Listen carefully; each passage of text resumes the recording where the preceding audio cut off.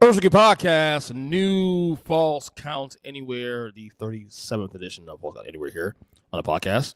I'm your host, Ernest, EJ Christian, as we once again talk pro wrestling here with our man, 1/3 of the mindless wrestling podcast, as well as the host of the Rob Genius podcast, is my man, Rob Bonnet, Rob the Genius. Rob, what's going on, brother?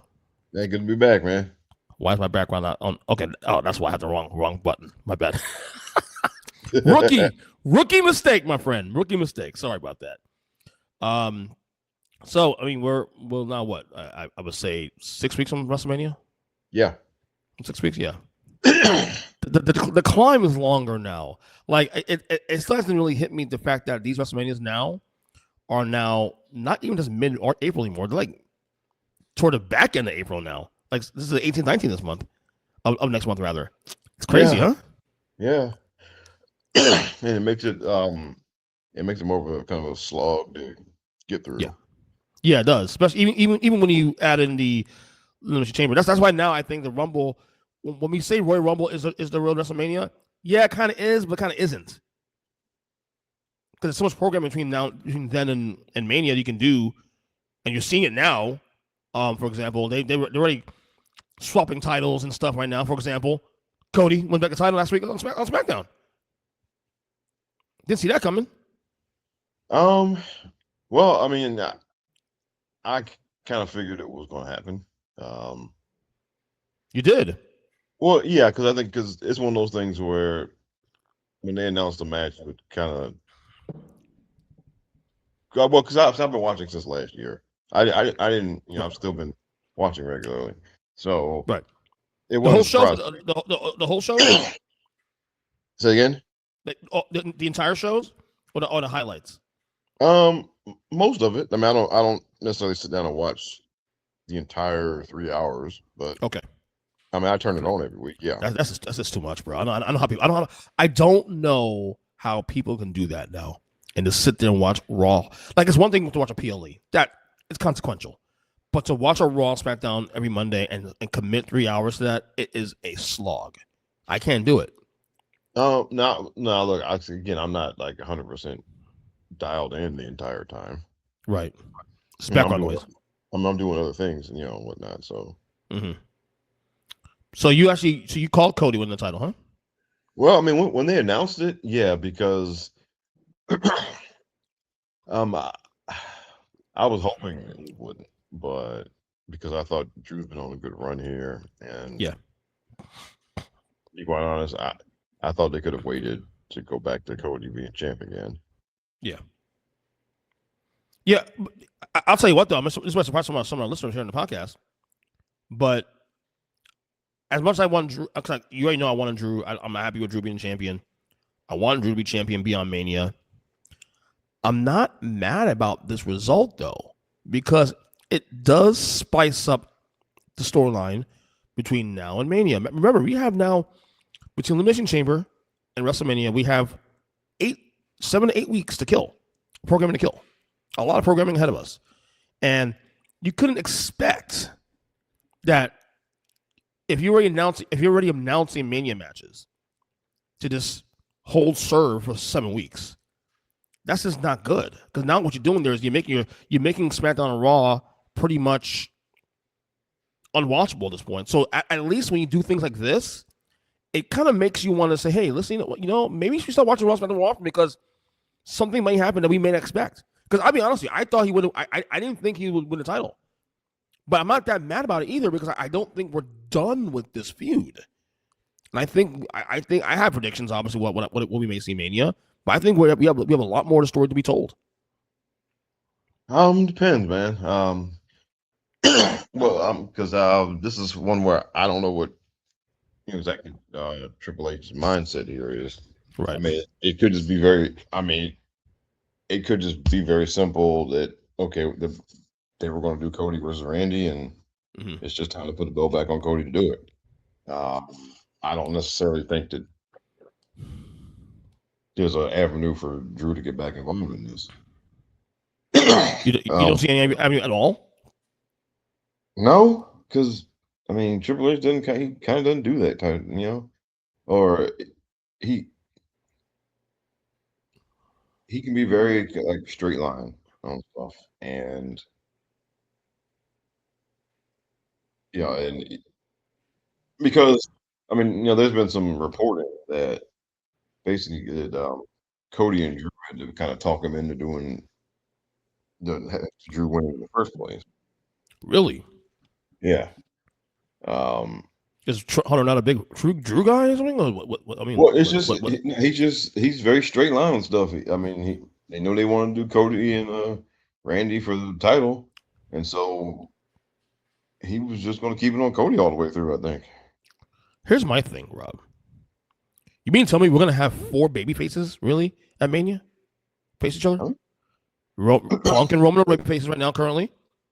And so is Randy and Cody, technically. Well, all 4 baby faces. Are we really going to now with that? Well, I mean, I think so. Look, I mean, it's just, again, he's very, he does stuff in a very straight line. And, because we look at previous years, he hasn't done a title switch during WrestleMania season. It's the first time. Well, I can't tell. EO beat Rhea last year after Elimination Chamber. Hold that thought. Hold that thought. Phone call coming in. Hold that thought. Phone call coming in. All right, sorry about that. I had to take a phone call. Sorry about that. Wife called. I should have warned her. Normally, what I do is I normally warn her that I'm recording, and then she'll just won't call me, whatever. Just text me. But I forgot to text her that I was recording. But anyway, so you think there's no shot that we get Drew back, and there's no more of this Drew Cody feud? Because I was thinking, because my prediction was even before this match was that we get a 3-way triple threat match between Cody, Randy, and Drew. That was my prediction initially. But now apparently you're saying no. Everybody else is telling me no. Like you're out of your mind. I'm like, okay. It's just, again, Triple H is a very straight line in how he does stuff. So Drew has an issue, Jacob Fatu, interfered in the match Friday, so it'll probably be Drew and Jacob. Yeah, could be. It might just be that. Yeah. So I mean, look, I'm not mad about it, but now if Drew's not getting another chance at the title, then what the fuck ever? I mean, I'm about that part. So I want Drew to get a shot at Mania. Yeah, I mean, so did I. I mean, I wanted him to stay champ through Mania, and I thought he should have won it earlier. I thought he should have won it during the fall of last year. Yeah, because Cody was literally not doing anything with it. He was just basically sitting on it. Yeah. But that's is there a chance we see a Cody heel turn in Mania? I don't know about that now. I think don't be surprised if he gets booed. Maybe he's not gonna get booed out of the building, but don't be surprised. We heard some booze on Friday. So not a lot of booze. Don't be surprised if we get some booze because they're not gonna boo Randy. Yeah, because Randy at the point of his career now, we're at the gratitude portion of Randy's career now. It's where Edge is at now currently. It's where Cena, while he was never a heel, and he obviously tried it for a couple months, we're at the gratitude era of Randy. I don't want to see Randy as a heel anymore because if this is Randy's last run, now again this is all speculation and innuendo, you want to celebrate Randy and you want to celebrate him as a babyface. obviously. Now, which is crazy because like he's better heel than the babyface, obviously. yeah, but now close. he does not he has not said anything about retiring. So no, why? What he's still fantastic. He's in great shape. His back seems to be better than it was a couple of years ago. Why would you want to retire now? You know, the business is in the healthiest place now. To be a wrestler today in 2026, better 46 years old. He'll be 46 next month versus 46 back in 1987. Two different worlds, bro. Oh yeah, and Two different so worlds. he said he wants to go. I think he said he wants to go till he's 50. So and the way he looks right now, the way he's wrestling, he can damn sure pull it off. You know what I'm saying? He can damn sure pull it off. So, we also had that really I don't say controversial, but really that big Rhea Jade promo on Friday as well too. Also, where Rhea stripped her down. that was awkward. On what part? Jade being pushed and challenged that way? I mean the whole well, because see if you knew about all the kind of off the field stuff that had been going on, yeah, it came off to me anyway. It came off very awkward, very shittish. Very what? It came off like kind of like they both didn't really want to be there. Because you mentioned something last week after we recorded about there was some, yeah. I don't know. I mean, locker room. I don't know how much you know. You heard about all that, but no, you clued me in first. Okay, so I mean, it started off with just some kind of little Twitter back and forth, and I think they were both at first they were. I mean, it was just kind of just usual kind of little back and forth. I don't think there was anything real about it, but it kind of flipped over because Jade mentioned something about Rhea, always talking to the creative people and implying that basically, she's kind of brown nosing backstage to, get more favorable positioning. Yeah. And, Rhea didn't take too kindly to that. So, then she shot back at her a couple of times. And then Chelsea Green and Piper Niven jumped in it. And what do you think? Do you believe it? Well, I think it started out with just them. I think they worked themselves into a shoot. I mean, and there have been reports that some of the other ladies don't particularly care for how Jade carries herself in the locker room. So that apparently is a real thing. So I mean, honestly, so knowing that it looked and felt awkward, like because the way they were talking Friday was the exact opposite of what they were saying to each other on Twitter. Right. And it to me, it felt very much like one or both of them were told, like, okay, this shit needs to stop. This is what y'all are going to say to each other on Friday, and you're going to keep it there. Right. And also, I mean, it just, I mean, because it started off with they did this awkward kind of handshake, and that's not really in either one of their kind of kayfabe character to do. And it was just, it felt, to me anyway, it felt very awkward. And, just, and that make, that, so now we have another, we got another 5 or 6 weeks. Kind of reminds me of the Charlotte Tiffany Stratton bill last year a little bit, where some things going on out the ring that some shoot shit going on. You know what I mean? Yeah, and then when it came time for the match, Charlotte worked very stiff with her, and and basically gave her a little bit of an initiation. Right? Yeah, you got 6 more weeks of this. there's probably some truth to there, of course. I mean, you know, well, but again, sometimes the truth, sometimes having that kind of kernel of truth can add to the feud. oh yeah, It's it can nothing. be. This is a slap together match, right? This is not. Yeah, They don't have any kayfabe history together, really, right. and they don't have at all. I don't think they've even been on screen together much, Mm-hmm. before this. Maybe just kind of backstage and passing, but they don't have Right. any. They don't have any story together before this. So this is a slap together match.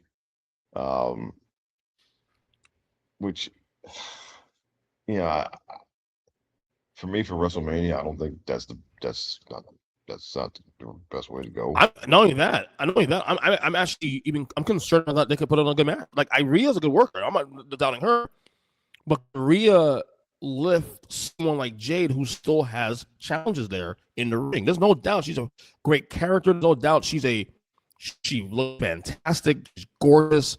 We get all that. But in the ring, can you pull that off? One-on-one. It's one thing she's doing with Charlotte or she's doing with some veteran. Rhea, not as a veteran to some degree, yes, but I still don't look at Rhea as someone that it's gonna sound really bad when I say this, but because I'm not trying to insult here. I don't view her as someone that makes other wrestlers better just yet. I'm not there yet, and maybe I'm wrong for saying that, but It's I don't know, it's man. hard to judge really Maybe harsh because I mean over the past year, like they put her in there, she's been in there with people who didn't need somebody to make them look better. right? She's wrestling EO and she had And Bianca. Naomi and she's That's wrestled saying. she's wrestled Liv a million times. So they know each other really well, so there's no need Mm-hmm. to make each other look good. They already know what to do with each other. And her and Raquel, same thing. They've wrestled each other. So well, this is a challenge because this is somebody who she has not worked with before, and who is not a top level worker. So, and this is WrestleMania, so you're not going to have the luxury of having a bunch of run-ins or commercial breaks or um, and well, I mean, but you know what? I think this will be more of a commentary on Jade than anything else because That's right. at some point, I mean, like we've all been kind of pulling for her to succeed, but at some point, you kind of are what you are, and I say this: look, there's good TV and there's bad TV, right? Um, there comes a point where if having you on the show is not very good TV, then there comes a point where it's like, okay, well, why should I be watching this? Yeah. Like Point. if you're if you're mediocre to the point where it kind of makes the TV show not great when you're on there, Mm-hmm. then yeah, again, you know, and I think we're getting to that point where, again, it's now or never, and she can be led to a decent match, but I've yet to see a match from her that I would call anything approaching great. Right. And the thing is, also, she's had very, very, very, very good dance partners to do it with. Rhea, she might be there now, finally, but I have not seen Rhea work with someone that's yet to pull up. Rhea's worked with has been people that's been better or on level with her. Now you're the person that's going to be leading this match now. I would imagine Rhea's one leading this match. I mean, there's no doubt about that. It's got to be her. You know what I'm saying? So that's the question. Is Rhea in position now where she's confident enough to lead someone who's still pretty. I won't call Jade green, but she's still closer to green than she is to being on level. Yeah, if that makes any sense to you. Yeah, because it's we'll see, and but it doesn't help matters that not now. I don't think there hasn't been any reports to them about them two not liking each other per se. But there have been several reports that some of the other women in the locker room are just not big fans of Jade and Ashley Campbell. So, Right. That makes sense. I and understand that. well, when we saw two of them in this whole Twitter exchange, Chelsea Green and Yeah. Piper Niven, Yeah. they kind of outed themselves Yeah. because Um. Piper went even as far as to say something along the lines of you don't have to worry about one of us embarrassing you. We just got to put you in the get you in the ring long enough, you'll do it to yourself. Yeah. Yeah. So, Yeah. so I mean, yeah. So there's, but it ain't, but it's not the whole locker room because Right. again, all we got is social media interactions to go off of, but she seems to get along fine with Bianca and Naomi and Charlotte in particular. Yeah. Uh, so might just be hating because you know, she definitely walks around like she's a star and she knows it. I think we can that I think that's true. Yeah. Yeah. You can pick that up not even being in the locker room. Mm-hmm. And Well, she is a star. She looks great. No, yeah, no, that. And you have to carry, and in that business, you have to carry someone as such. If you don't even exude confidence, you're gonna fail. You're going to fail. yeah, or you're not going to, or you're only going to get so far. Exactly. And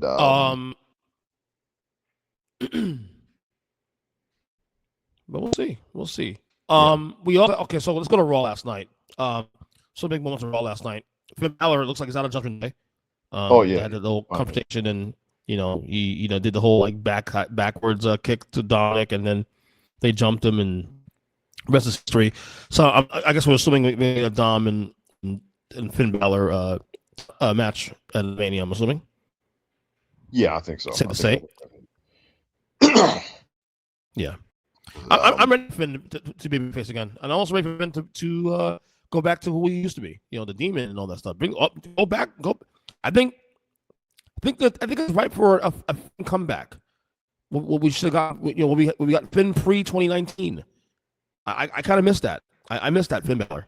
Yeah, and I think I think it's time for it's been time for him to go back to that. Yeah. I think it's the third right now. Yeah, I think because he's done all he's going to do as part of the Judgment Day. I agree. I totally agree with that one. We had also the big Usos Punk confrontation at the end of the show last night, Yes. where the Usos were defending Roman Reigns' honor. It kind of felt like for a little while. Watch that back and forth that maybe Roman isn't still a heel, sort of. The way they're responding to the Usos, that whole thing, and because Punk is the babyface in this match. There's no doubt Punk is the babyface. There's no doubt about that. Roman still has heel-ish vibes to him a little bit. And then when you add Usos and the whole bloodline thing and a flashback from a couple years ago, it kind of feels like Roman might be a bit of a heel a little bit in this feud.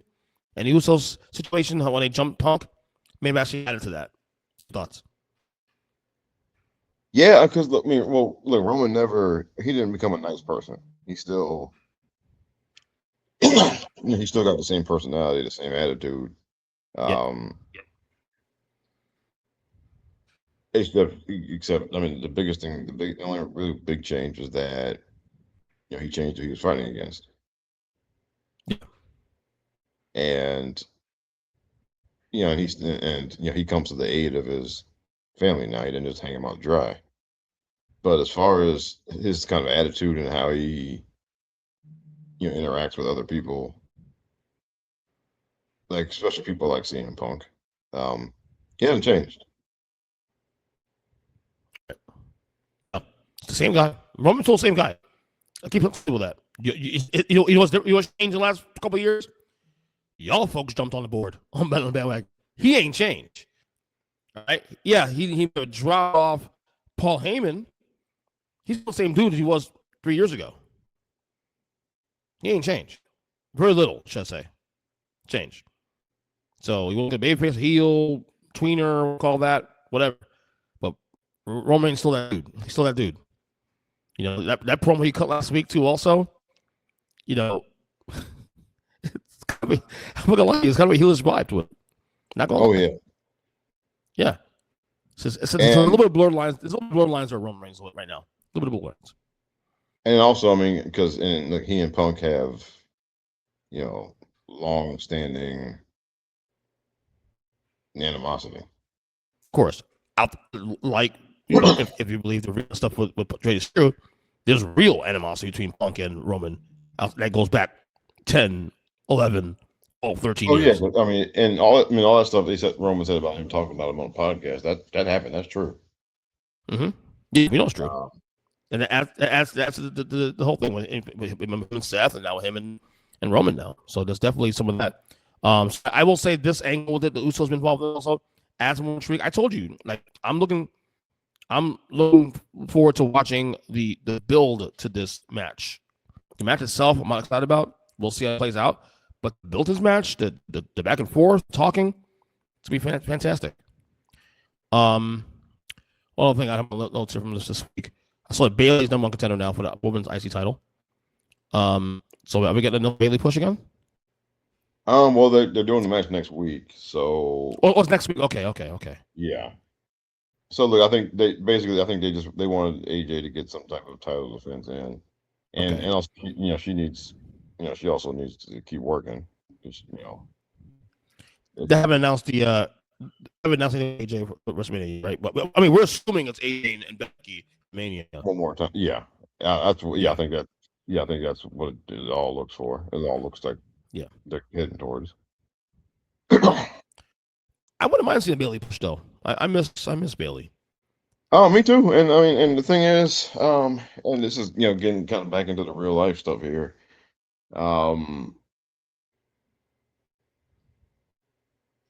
She, from all indications, like everybody loves her backstage, but it seems like she kind of, I don't know, she tolerates a little too much. It seems. Like she needs to say not going to work for me, brother, a few times. A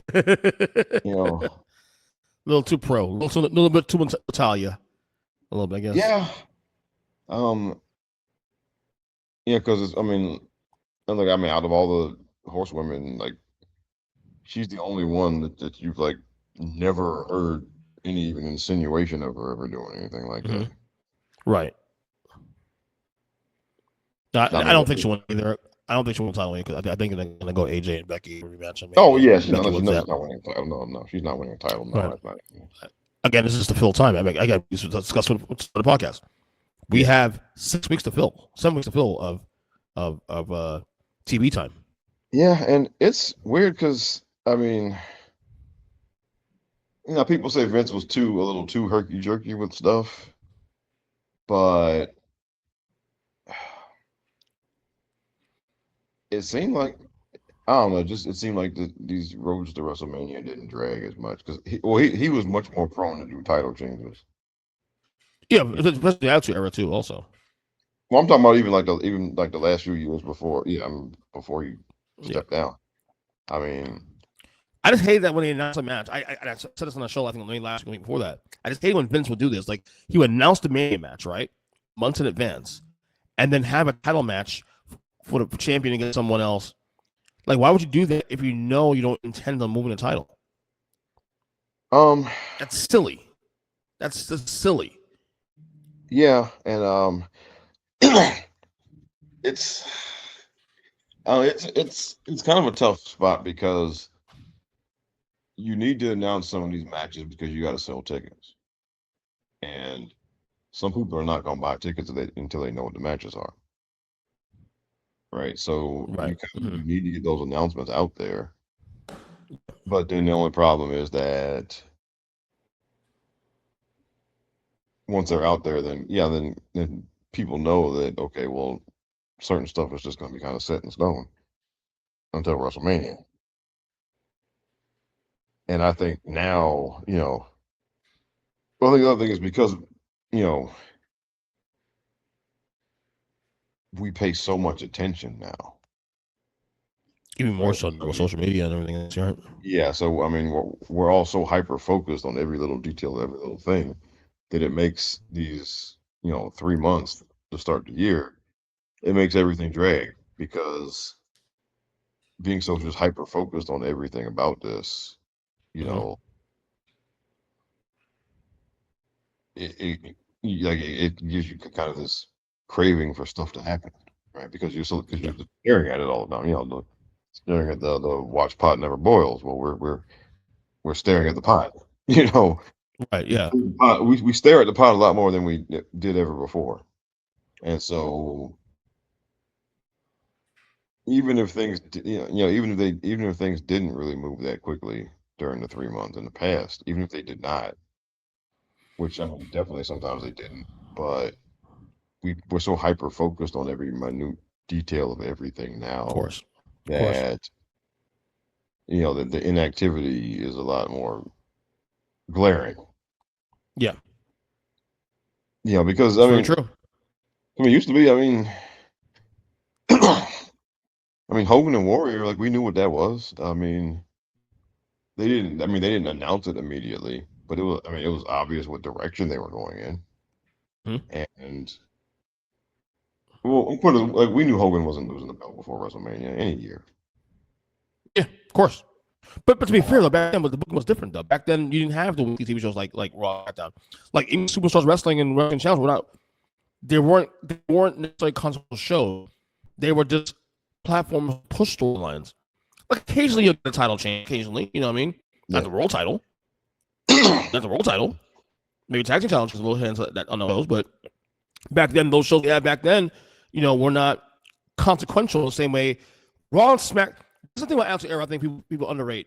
Oh, if there's anything that underrated about Raw SmackDown, historically speaking, is that Attitude Era wise, I can make an argument that the Raw SmackDown shows were actually better than pay-per-views.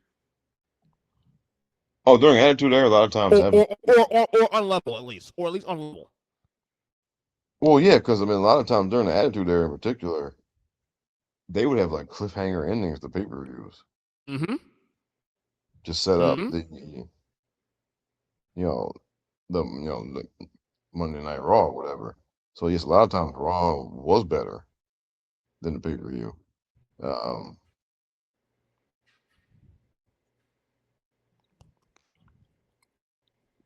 Yep. so So it's a different, and it's a different thing, and then yeah, it's just now. It's funny because there'd be more kind of frenetic activity, but we weren't watching it as again we mm-hmm. weren't hyper focused on everything. Yeah, Watching wrestling was true. just we watched the show for a couple of hours on Monday night, and then the rest of the week we didn't think about it, right? Until it was time for Monday night to come around again. And it's just Yeah. now because of YouTube and social media and all the podcasts and people writing about it all the time. Now it's in our face, like it doesn't go away. Mm-hmm. So every week that nothing changes, it just during it is it does it kind of drags on you more Yeah. because you've been focused on this stuff all week. Yeah. Now, you focused on it all week. So come Monday, well, I need something to happen here. And if nothing happens, then it's like 10 times, it's 10 times as bad.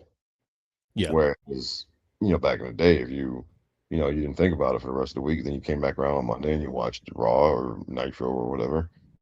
And then if there was a week where nothing earth shattering happened, it wasn't that big of a deal.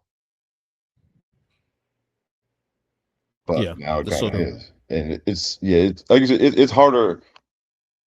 It is harder to watching every week, particularly if you watch more than one show, it's a different thing now because again, because you're hearing about it all week, even and so that just kind of exacerbates everything.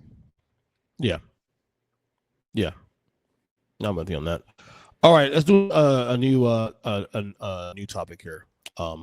These next three topics are going to be pretty much throwbacks, you want to call that. Let's do what if here. I have a bunch of what ifs I piled up through the years that I use as topics for any show I do. So here's a what if I have for you here. What if Stone Cold Steve Austin didn't suffer a career-altering neck injury in 1997? As you guys know, SummerSlam against Owen Hart. Owen Hart does the power driver on his head. Steve Austin evades catastrophic injuries, but it did cut his career short eventually. And thinking about this situation with Austin and how it impacted his career, how they booked him for the preceding months, how his career went years later, and how obviously it was cut short literally 6 years later. It does beg to question if Austin's career continues to go as it was prior to SummerSlam 97, when he was trucking and going, building to the top. What changes? I'll say this much here, and I'll give you the floor in a second. I don't think anything changes on the front end. I think he still wins the title at Mania. I think he's still booked the same way. I think everything that was effective for Austin was affected on the back end, not on the front end. Because everything for the first year or two, I think still went as is, even though the injury happened. I think everything from 99, obviously when he missed a chunk of 99, 2000, then he wrestled 01, 02, then he was coming in 02 for a little bit, came out 03, and he was done by 03. Everything that affected him in a negative way affected him on the back end. The front end, he's still winning time Mania. That was never going to happen. Here's what I will say about Austin, though. There's a conversation that because the thing was he was hurt in that 1987 after the injury, but he was still on TV every week. And there's an argument that build him with him being wrestling those couple months was kind of a good thing because it allowed him to build that character. Because that character didn't become what it was till after the injury. Like, the character was building, of course, the badass, DTA thing. But once he got hurt and wrestled for a couple months, he was able to focus solely on the character. And that's when it really tapped to the whole Vince and Austin thing, that the front end of that rivalry. Eventually, he got back in the ring. He was really red hot at that point. He got even more red hot even after that. So I think the injury in some ways did help him in the short term, anyway, in terms of the character building. It hurt him on the back end of his career, in my opinion. But what do you think? If he doesn't have the injury, what do you think how does his career go? Well, I agree with you because those next few months, he was okay. So he would have remained the Intercontinental Champion, and because he did that pretty much till the end of the year, and then he won the Royal Rumble. I don't think any of that changes. And then the next year, of course, when he was world champion, and all that, I think that all stayed. I don't think anything changes there. I think now, like you were saying, in '99 is because '99 he took time off because of injuries, and that I think is when that's when you get to the fork in the road, really, because if he didn't have the neck injuries, then if he doesn't need to take that time off, then on the one hand, it prolonged the life of the character because look, if he had not been out for a whole year, who knows? People might have might have got burned out, or people might have got tired of the character. Because that was a whole another year doing pretty much doing the same thing. But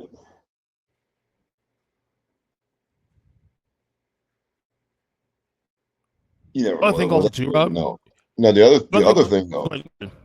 The other thing is that it was during his absence that The Rock blew up all the way. Right. So if he's there the whole time, then that space isn't there for The Rock to occupy. Yeah. So yeah, I agree to a point. Obviously, The Rock was the top guy when he was gone for that year. But there was an assumption at that point, even before he got hurt, that we're looking at a 1A, 1B situation. I think Rock still gets where he gets at because of it. Because honestly, one of the things that Vince did in that era, which I really hated, I still think he was still resistant on The Rock being a top guy. Because the very fact you booked what you booked in Mania 2000, the 4 Corners match, and in fact you booked Hunter as the winner of that match, instead of The Rock being the top guy winning, coming out of that match and winning. When historically speaking, Vince has always had the babyface win in WrestleMania. Up to that point, actually. Yeah. And then he changed course that year. I think he was still on the fence of The Rock being the top guy. Because Austin wasn't there at that point. Austin was out, injury at that point. I do think also, too, and I'm going to use an analogy here, for example. Because we all agree that Austin's Mount Rushmore, maybe say top number 1 all time. I think number 1's definitely a conversation. But Austin benefits from what I call the Beatles kind of thing, the Beatles career arc, where the Beatles didn't have a chance to fail because they existed for 8 years, and they were gone. You have a chance to really dissect the career so much because most artists, for example, music or any athlete for that matter, when they play a long career, there's more opportunity to dissect and to pick and prod the misses, you will. Because Austin's career was so small, relatively speaking, to most other legendary careers, like Hogan and like Cena and those guys, there isn't much to pick and prod at. Because he was 97 was his big run, and he's gone 6 years later and never comes back. So I think much like Nirvana, much like the Beatles, who had short careers, there's no a lot of things to criticize because they were top, and they were gone. There's no opportunity to fail. There's no career arcs in the same way. Austin too. Austin was, take away the injuries aside, Austin from 97 to 2003 was the top guy. And he never failed, if you will, because his career got cut short. So he benefits from the short-term thing, in a sense, legacy-wise. I think if Austin wrestles without injury into 2000s, whatnot, there's a chance it might get a little stale, maybe. Yeah, and the reason, when they did the heel turn, the whole point was behind that was that, that they wanted to get ahead of the things. They didn't want to wait for him to become stale. On paper, it made sense as not, it's just that people the fans weren't ready they didn't want to boo him, so it just didn't take. But now I do think the dynamic in the locker room, it would have been real weird. What do you mean? Because I know we're saying that Rock and Austin are 1A and 1B, but if Austin that was the perception back then. I still get Austin's 1 and Rock 2. Honestly, I always look at it that way. Yeah, and it's just it would have been a much more awkward situation in the locker room because you would have had Rock, who was becoming almost just as big as Austin, in the same locker room with Austin, and yeah, we know how wrestling is with backstage politics. Yep. And if egos. Austin himself has even said that he didn't get along with the guys back then because of that. Because it does become jockeying for position. And, Rock's 10 years younger than him. And so it would be very easy for him to, look at the situation and think, oh, they're going to try to replace me. And that makes for a whole different dynamic in the locker room. That opens up the possibility even of stunning Steve Austin returning to Nitro. Could you imagine that shit? Oh my god! I think there's no way how they could have done that again. There's no way how they could have done that in that era. No way how they could have done that. I can't imagine that.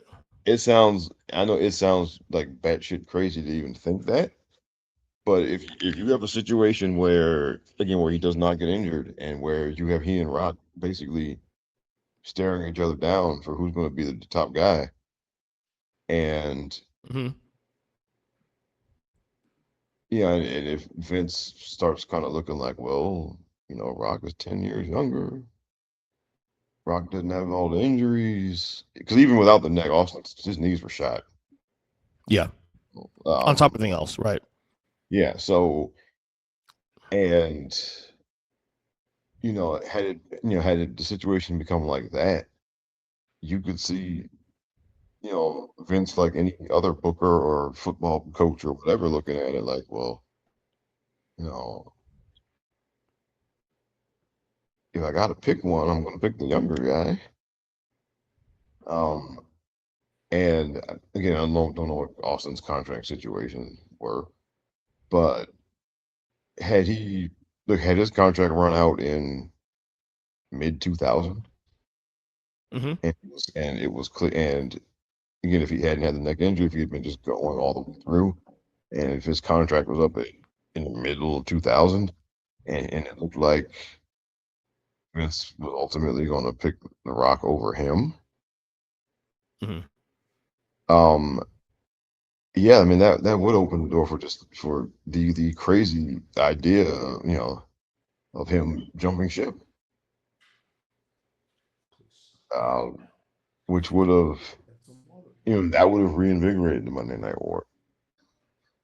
Because by 2000, I mean the war wasn't over officially, but for all intents and purposes, WWF pulled ahead and permanently. Right. But Right. the situation That's a good where point.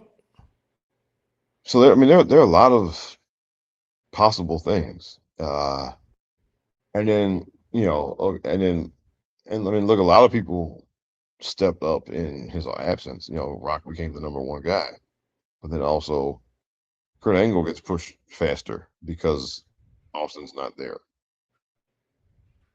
Triple H, wins claims a higher position because Austin is not there. Yeah. I mean, so those two guys, so Kurt Angle and Triple H in particular, were the void. They Yeah. both That space got created. Yeah, absolutely. That space got created for not just the Rock, but more so for you mentioned the guys Angle, Jericho, Triple H. yeah. I mean Yeah. those guys all moved up. Those guys all got moved up because Austin was not there. And so if he's there the whole time, then yeah, and then maybe so one of those guys might end up jumping. Like, it could because there wouldn't have been enough room for Austin and Rock to both be like co-number one guys, and Mm-hmm. Mm-hmm. everyone else has been bumped up against the ceiling. Angle and Triple H and Jericho and you know,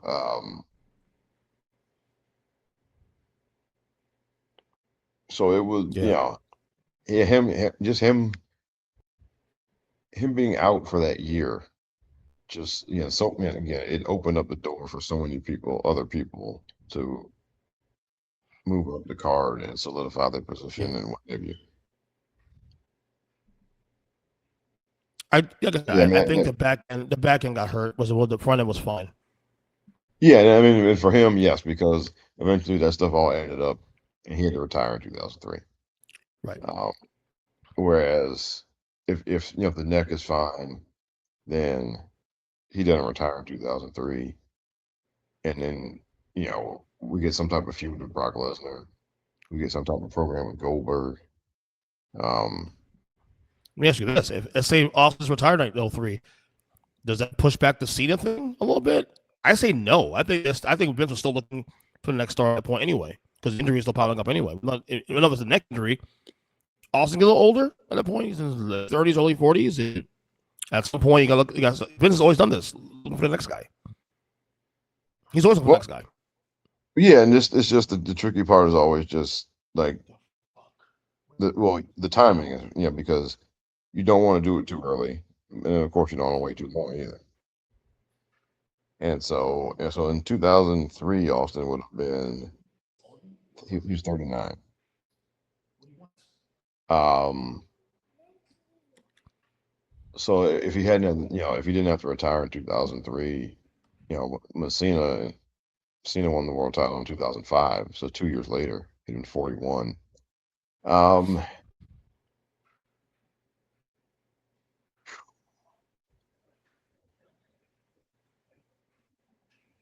Yeah, I think I don't think it really affects Cena that much because even when Cena won the world title, it still took like another year or so before he became John Cena. Right, exactly. So we're talking like 2006, 2007 when he finally kind of reached the point of being the John Cena that we all know about. Mm-hmm. And by that point, Austin would have been, he'd been 43, 44, so he probably would have been retiring anyway. Right. So I don't think he delays Cena any. Um, I don't, and I don't think later on, I don't think Rock would have been affected later on either because Rock went to Hollywood, and I don't think that was going to change.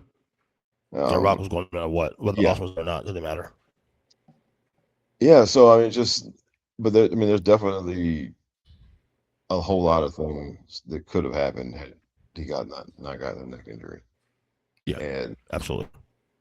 so I mean, it's one of the big what ifs. And my number one what if has always been Magnum TA. Yeah. Because he was right at the point he was going to win the world title. He was going to become the top babyface in the NWA. You know, um, and we just don't know how that would have gone. And the landscape of everything, we don't know how that would have gone. Right.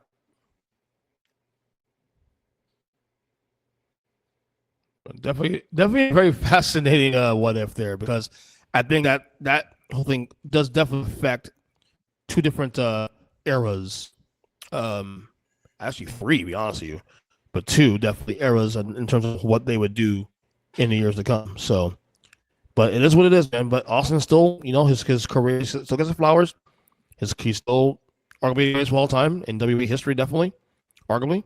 High to Power, I've always said, is probably the most popular star to this day in history of the company.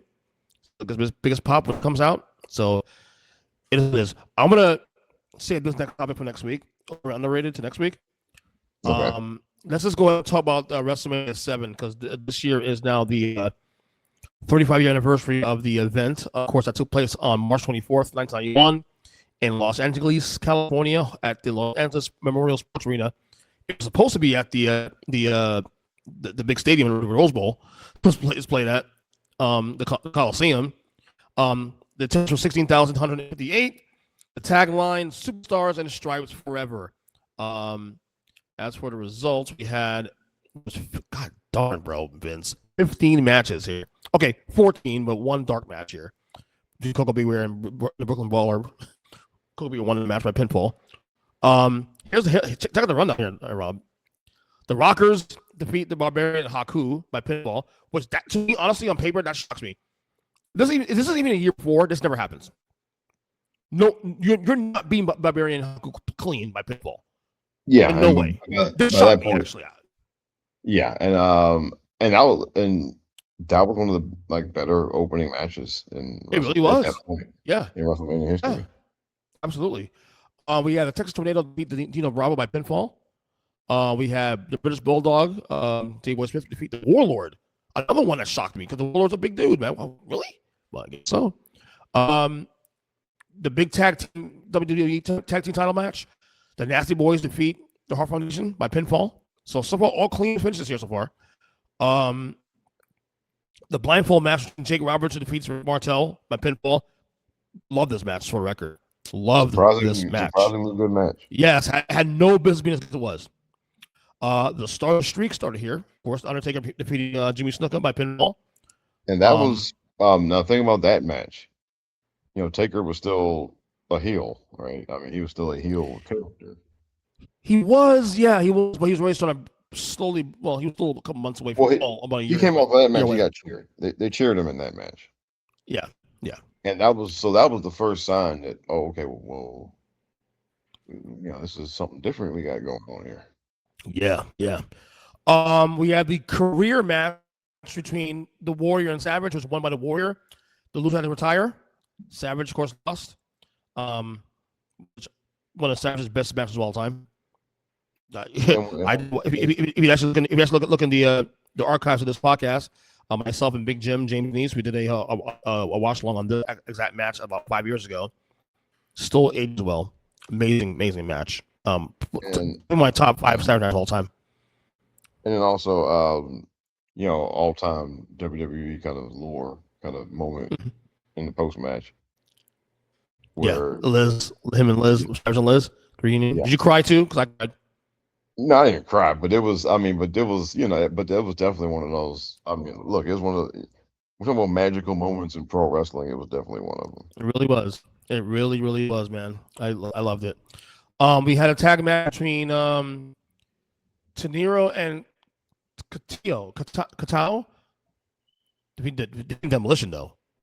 This way, Demolition was done and cooked. Oh, at that point, they were getting jobbed out at that point. Actually gone at this point now. Smash and Crush. So that was done at this point. The big boss man with Andre in his corner, defeating Mr. Perfect. By DQ though for IC title. Kind of shocked that they didn't swap the title here, because Boss Man was really hot here at this point. Yeah, it was. I'm really shocked. That was kind of a bizarre result. Yeah. No, I was a little shocked at that one. We have Earthquake being Greg Valentine by pinfall. Of course, Valentine's supposed to be babyface at this point. Legion of Doom defeating Power and Glory. And that was by pinfall as well. Yeah, that was actually a squash. A squash, right? Yeah, it's a minute. It was very unexpected squash, because Power and Glory had been built up pretty good, and Hawk and Animal they ran him out in a minute and a half. Yeah. You had Virgil with the right piper in his corner defeating DiBiase by count. Of course, that was the big breakup between DiBiase and Virgil after 4 years together. Not a bad match. The Mountie defeating Tio Santana by pinfall.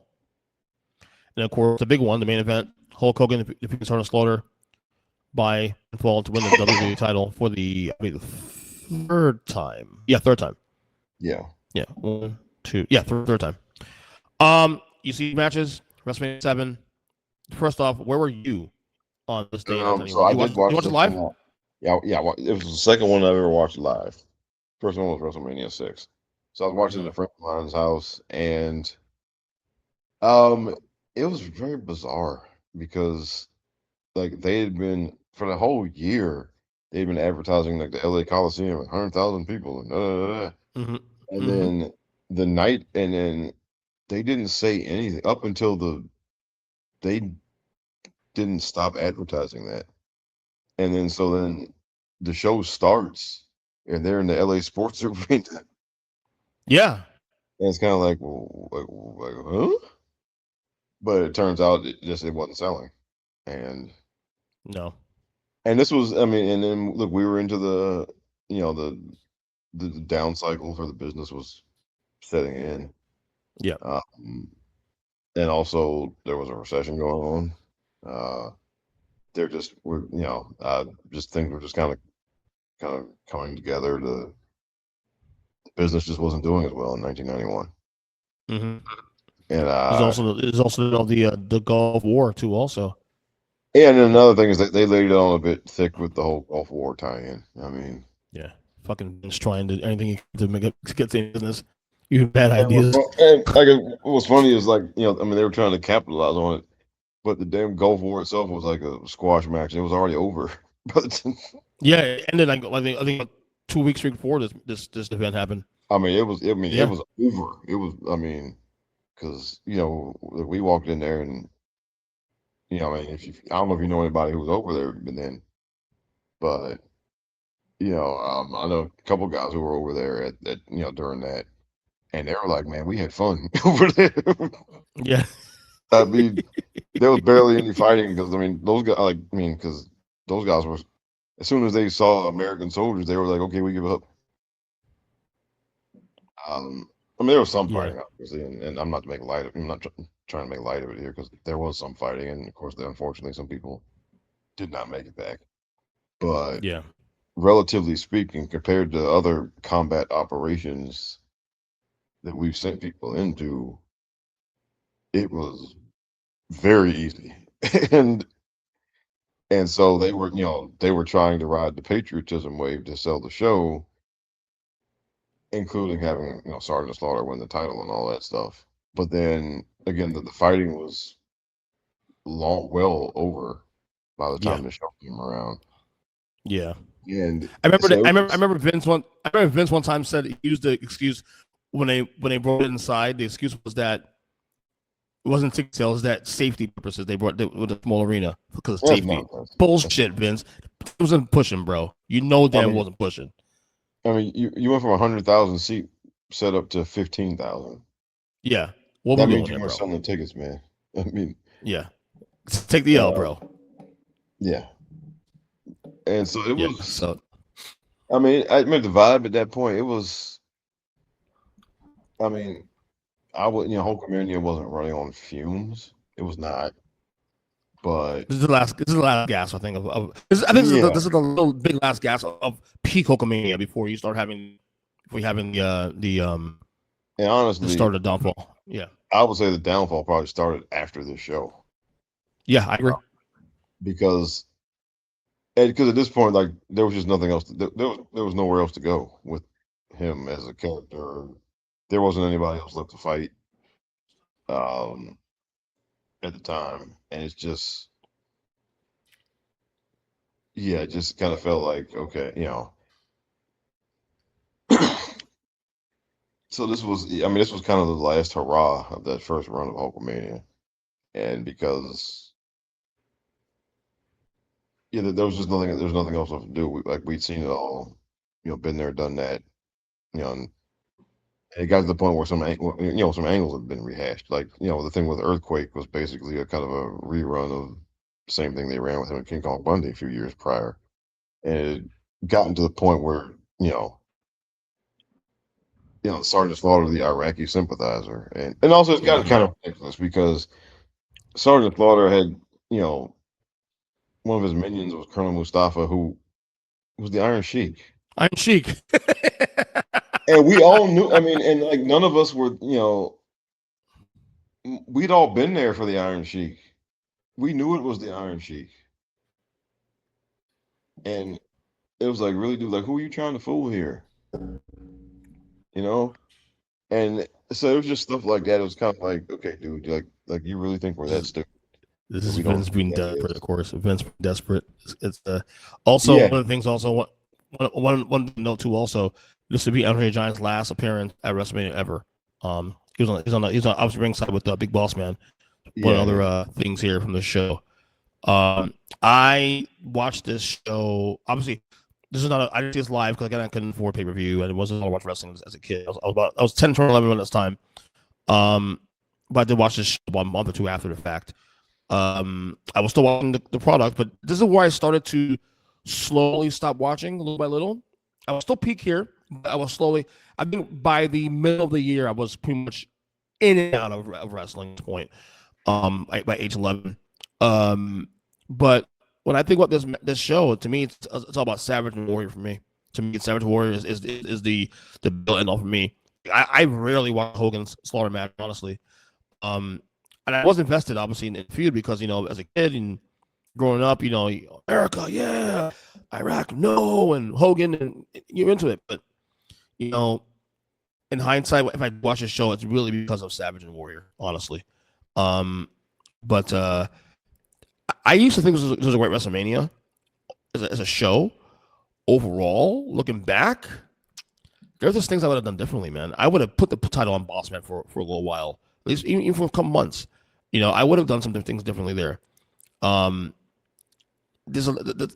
show wasn't bad, but it's not. Growing up, I loved it. Growing up, I loved it. Mania. In hindsight, it's not the best one. It's definitely a middle Mania. I think what saved this show, I think two matches say this show. Obviously, Savage and Warrior, and then honestly, Jake Roberts and Rick Martel. Oh yeah, because that had just It's a great feud. It's a fantastic feud. Great payoff. Yeah, and then I mean that match had disaster written all over it going in. Like how are they going to do this? Like, I think everybody thought it was going to suck. Basically, it just seemed like a dumb kind of premise, and it was just. Well, they weren't the first ones to ever do that kind of match. That match had been done in some other places before, and they were always bad. Right. So, but they made it work, and then. And then the final spot where Jake managed to get the DDT, and Jake was just great, man. He's the man. You said yourself, he's probably the greatest non-champion in history of wrestling. Yeah, and I actually agree with that. I actually agree with that assessment. He didn't need a belt either. If you want to talk and all-time great mid-card wrestling. Absolutely. All-time great mid-card. Tier one. Might be number one because yeah. I mean, because his mid-card feuds felt like main event feuds. Yes, like this, all his feuds with WWE, whether it was with Steamboat, Savage, Martel here, Rude, Andre, you name it, DiBiase, Taker, all phenomenal feuds, bro. Yeah, all phenomenal. So it really puts a stamp on his career. So again, WrestleMania 7, 35 years ago, solid show, not a bad show. I put in my top 10 Manias, but definitely middle of the pack. So I said middle of the pack. I'd say it's worth watching. Right, definitely worth watching. And because like WrestleMania 2 was a bad WrestleMania.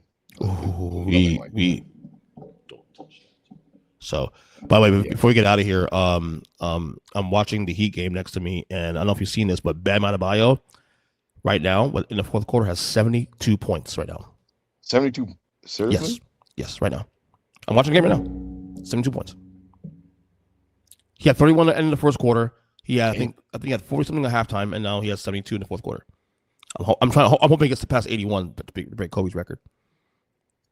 He needs 9 points. He's still in the game too. They're winning in a blowout, but yeah. And what's crazy is his significant other is probably gonna try to top that. Oh, she's there. The game right now. She's there. The game right now. She's gonna try to beat it. I mean, she's gonna. She's very capable of doing it too. Oh yeah, she's gonna try because absolutely. She's not gonna let that stand. I hope she does. Honestly, she's incredible. He may get 74 now. He's at the front line. He's at the front line now. So, anyway, Rob, anyone to plug? We got here. Just as always, every week, me, DJ, and Jason on the Mindless Wrestling Podcast, and me every few weeks on the Rob Genius Podcast. And I'm on pretty much every Twitter and Blue Sky at RBONE1. And I do still occasionally write some things. I have like a half dozen half-written things right now. I'm trying to finish one of them. Kind of where I get with this stuff now. Yes, it's 74 now. 74. Yeah, that's at robsagenius.com if you want to. I have I have a ton of stuff that has been finished and has been published. If you want to read there, and maybe sometime in a month or two, I'll have some more things. Yes, I'll tell you. I'll say as much to you. You're inspiring me to write more now. I will say that much. Glad to be of service. I got a lot of ideas for blogs. I actually want to write a book at some point down the road. So I'm slowly getting back to my old bag again. So yeah, I would like at some point to write some kind of book. Yeah, I have some ideas. I have some ideas actually for stuff I'm gonna write about. So my advice is this is for everybody. If you're thinking about writing something, just do it. Just do it. Journal. Yeah, just because don't overthink it. Just write, and write it and then spend your time editing it or whatever. But just go ahead and write. And yeah, because look at this way. I mean, just some of the shit that gets published. and it makes the bestseller list, there's nothing stopping you. There's no reason why you can't do something. Yeah, absolutely. You don't need a publisher. You don't need a distributor. You just do it yourself and go from there. I guarantee you, whatever you write, there's a million things out there that are worse. If you think what you do is not going to be any good, there's a million things out there that have been published that are worse than whatever you're going to come up with. So go ahead, just don't don't let it hold you back, man. Right. All right, Rob. Well, we'll see you next week, man. Good job as always, brother. Yes, sir. You got it.